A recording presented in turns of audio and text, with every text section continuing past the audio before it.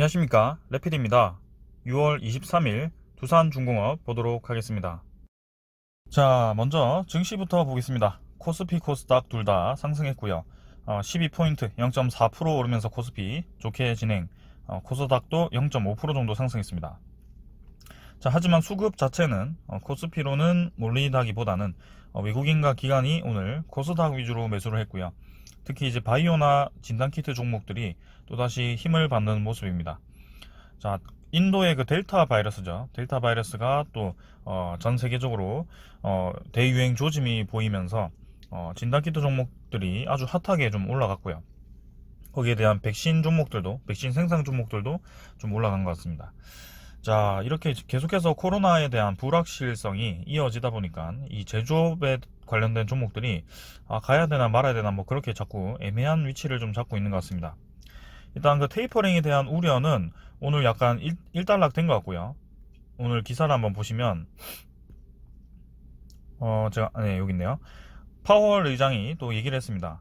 다가올 인플레가 무서워서 미리 금리를 올리지 않겠다. 그래서 시장에 이제 안정감을 좀 주었고요. 완화적 통책, 아니 뭐 완화적 통화 정책을 위한 지원을 재차 약속을 했다고 합니다. 그래서 이 인플레이션이 무서워서 금리를 너무 빨리 올리지는 않을 거라고 얘기를 했고요. 그 다음에 광범위하고 포용적인 뭐 이런 내용을 하면서 좀 유화적인 내용을 전했다고 합니다. 자, 그래서 실제 뭐 인플레이션 혹은 다른 이제 불균형의 그런 증거를 기다릴 거라고 했고요. 확실한 그 포인트가 나올 때까지 뭐 금리 인상을 하지 않겠다라는 거죠.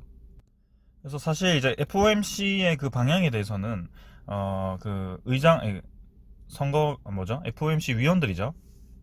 그 위원들이 앞으로 금리가 올라갈 것인가 말 것인가를 이제 투표를 하는 상황에서 조금 더 이제 일찍 올릴 수도 있겠다라고 추측하는 의원들이 늘었다라고 이제 생각을 해가지고 거기서 이제 테이퍼링에 대한 우려가 나왔는데요.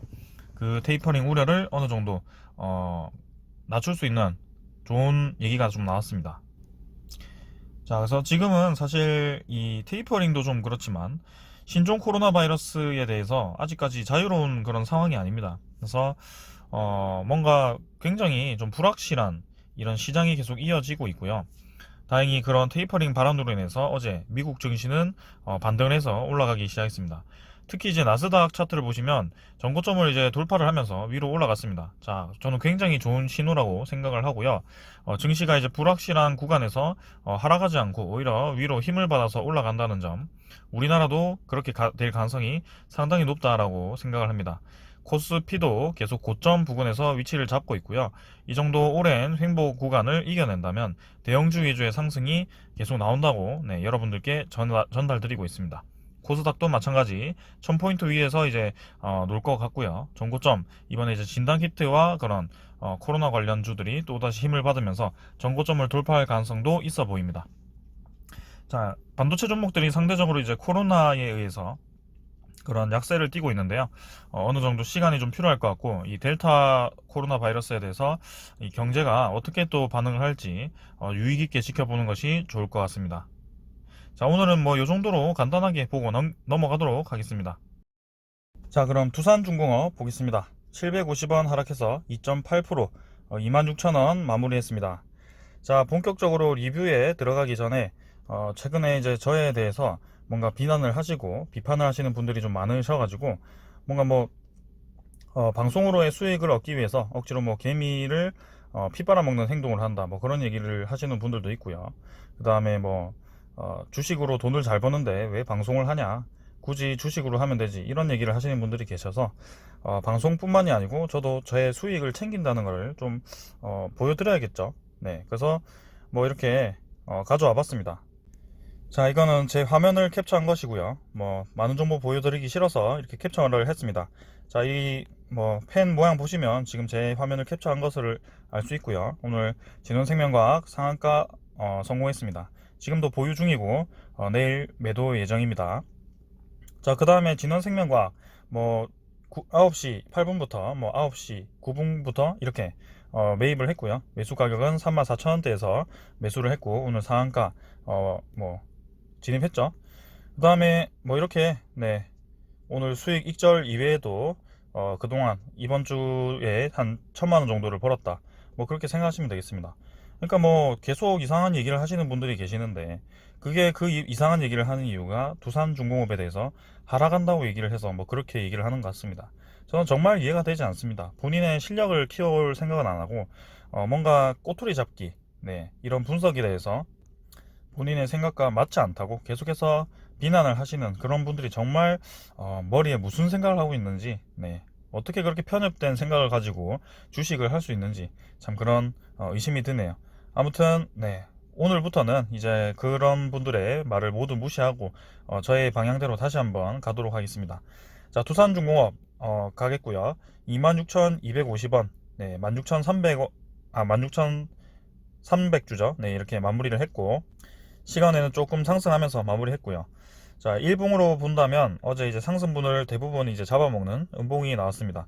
거래량은 어제보다 조금 줄었지만 여전히 이 급하게 올라갈 때만큼의 그런 수급이 들어오진 않고 있습니다.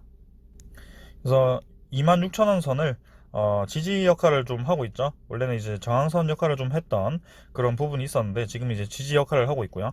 만약에 26,000원 선이 깨지면서 이 안으로 들어오게 된다면 제가 이제 그리던 그 그림이 계속해서 나올 겁니다. 그래서 횡보 그림을 이어갈 가능성이 있고요. 어제는 이제 두산 엔진과의 그 비교를 통해서 합병 신주 발행 전후로 해서 두산중공업이 하락 가능성이 있다, 조정 가능성이 있다라고 말씀을 드렸습니다. 하지만 분명히 아셔야 될 거는, 저는 두산중공업에 대해서 계속 중장기적으로 상승을 할 수 있다라고 얘기를 드리는 사람 중에 한 명이고요.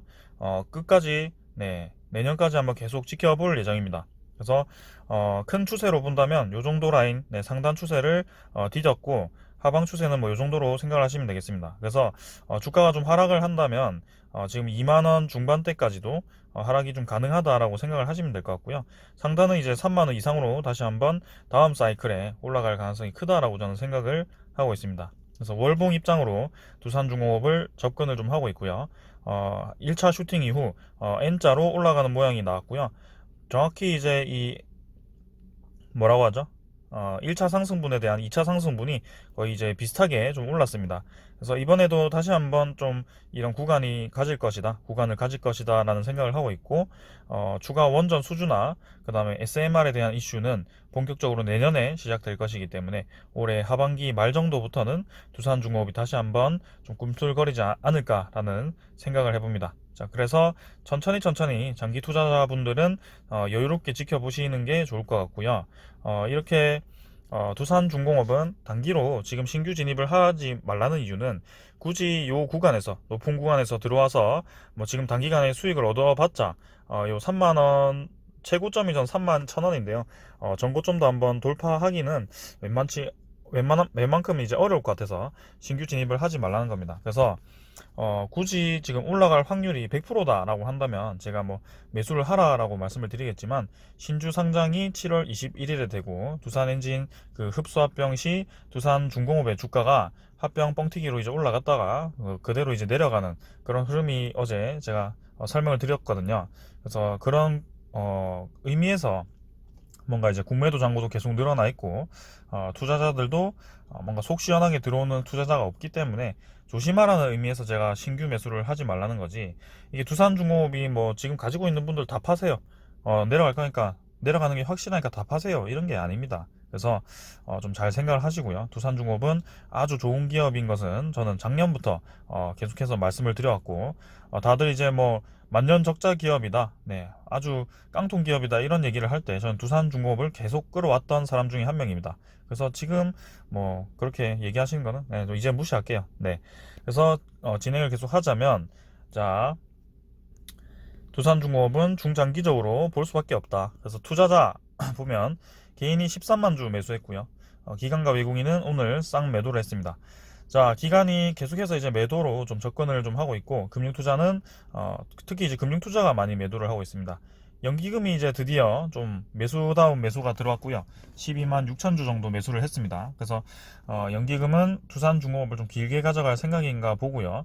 어차피 한번 들어가면, 이런 대형주에 한번 들어가면 연기금은 계속 이제 배당금을 받거나 아니면 뭐 그런 의결권이죠, 그런 걸 갖기 위해서 어느 정도 비중을 높여 놓는데요. 지금 상당 부분 두산중공업 한 5% 정도 되지 않았을까요? 제가 자세하게 살펴보진 않았는데 연기금은 상당히 이제 두산중공업을 꽤 많이 매집을 한 것으로 알고 있습니다. 자, 그러면 지금은 딱히 이제 기관이나 외국인이나 뭐 계속해서 들어오는 세력은 없고요. 이렇게 조용히 진행될 가능성이 크다고 생각을 좀 합니다. 자, 그래서 차트는 뭐 요 정도로 보고 넘어가도록 하겠습니다. 자, 그 다음에는 두산중공업의 공매도 잔고 확인해 보겠습니다. 자, 공매도 잔고 확인해 보면 네, 오늘도 늘었습니다. 잔고가 이제 줄지 않고 다시 한번 늘어나기 시작했고요. 공매도 잔고가 이제 1340만 주로 이렇게 또 늘었습니다. 1270만 주까지 네, 감소를 좀 했다가 차츰차츰 다시 한번 늘어나는 추세이고요. 이 공매도 거래량 자체도 어제 100만 주 가까이 거래가 되면서 공매도 거래가 상당히 많아졌습니다. 그래서 잔고 또한 이렇게 증가를 하고 있고요. 두산중공업이 단기간에 뭔가 급등을 하기 위해서는 공매도 세력이 손해를 보지 않으려고 할 텐데요. 거기에 대해서 이 공매도 잔고가 줄어들어야 됩니다. 어느 정도까지 줄어들어야 재상승이 나올 수 있는데요. 지금은 오히려 이제 늘어난다는 점은 앞으로의 두산중공업의 주가에 좀 좋지 않게 영향을 미칠 수 있습니다. 그래서 이런 공매도 잔고도 한 번씩 참고하시면 좋을 것 같고요. 그 다음에 이 두산중공업의 대차 잔고를 한번 보겠습니다. 자, 대차 잔고 한번 확인해 보면 계속 줄었었죠. 그래서 5,500만 주 정도까지 줄었는데요. 뭐 크게 변화는 없었네요. 근데 오늘 이제 외국인 추정은 당일 이제 12만 주 정도 매도하면서 조금 늘었습니다. 하지만 크게 뭐 변화 없이 진행된 것 같고 외국인 보유율은 7% 정도에서 계속 유지를 하고 있습니다. 그래서 뭐 보유율 자체가 좀 많이 줄어 있는 상태여서 이제 두산 인프라코어로부터 유입되는 그런 물량에 대해서 좀 준비를 해야 되겠습니다. 그 다음에 네, 더 이상 이제 볼 건 없고요. 자, 오늘 뉴스 하나 보고 마치도록 하겠습니다. 그러고 제가 어제 법인세 관련해서 네, 두산중공업이 법인세 폭탄을 맞을 수 있다라고 말씀을 좀 드렸는데요. 아이고, 거기에 대해서는 좀 정보가 잘못되었습니다. 제가 정정을 드리겠습니다. 자, 두산중공업의 법인세는 내지 않게 되고요. 그게 이제 이 두산인프라코어에 가지고 있는 두산중공업에 대한 그 지분이죠. 그 지분이 신주인수권에 대해서 해당되지 않는다라고 공시에 적혀 있었습니다. 근데 제가 어제 이제 자세히 좀 살펴보니까 그런 내용이 좀 있었고요. 여러분들께 이 잘못된 정보를 좀 전해드렸네요. 그래서 다시 정정드리고요. 그러면 이 의제 배당이죠. 의제 배당에 대한 두산중공업 그 대주주의 부담감은 좀 없을 것 같습니다. 자, 그래서 거기에 대해서 정정 드리고 이 기사를 한번 확인해 보겠습니다. 자, 620조까지 성장하는 소형 모듈 원전 SMR 시장 바빠지는 두산중공업 이렇게 얘기가 나왔고요.